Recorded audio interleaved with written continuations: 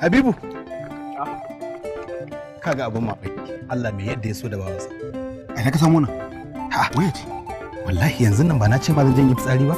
To ina yanko kwanan nan kawai sai na ganta a ƙasa yadda ka san tuwon biki. Kai. Babban waya ce kuma irin ta masu kuɗi? Kai, kaga kyakkyawar yarinya?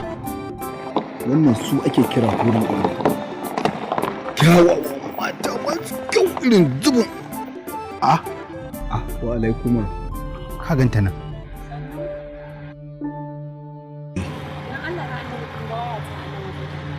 Tabarakallahu ahsanul khaliqin.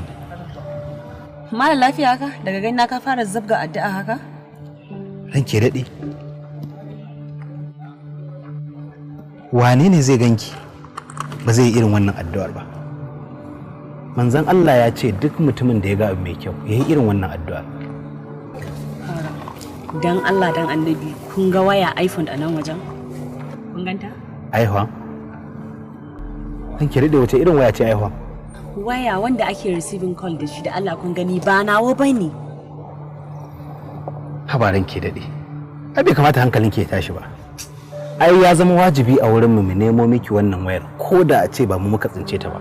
Ballantana a ce ma ga ta a hannun mu? Nagode. Allah ya saka da alheri. Ai ba ke wace da godiya. Ni ne da godiya amma fa idan kika faɗa min sunanki. Tam, ni dai sunana Ramlat. Ramlat. Kai, zillaziya kenan. Wannan suna naki akwai daɗin ambato da daɗin sauraro. Ina ganin fa duk ƙauyenmu babu yarinya mai irin wannan suna. Ko? Amma da aka yi wasu fani. Honi zuma fa kenan.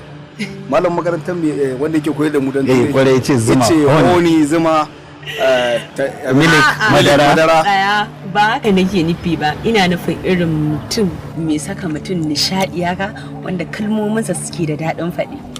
Gaskiya ne. Haka yawancin mutanen garinmu suke. Har ma tattaki suke har zuwa gidanmu domin in yi abin dariya su yi dariya. Ai na ga alamun hakan gaskiya. To ai ina ganin da zaki bani dama ma. Zan iya zuwa har gida domin in rika baki nishadi, in rika yin abubuwa in ta zuba kamar famfo har sai kin gaji da ni. Hakan ya maka? Kwarai da gaske kuwa. Sai dai in baki bada goron gayyata ba. Shikenan. To, a wannan. Ba zan karɓi kuɗin ki ba. Na siya adireshin gidanku da wannan kuɗin. Tam, ni dai a tudun wada nake layi na 5. Idan ka je lamba na 3 shine gidan. To godiya nake da Hajiya Ramlatu. Shikenan. Sai ka zo.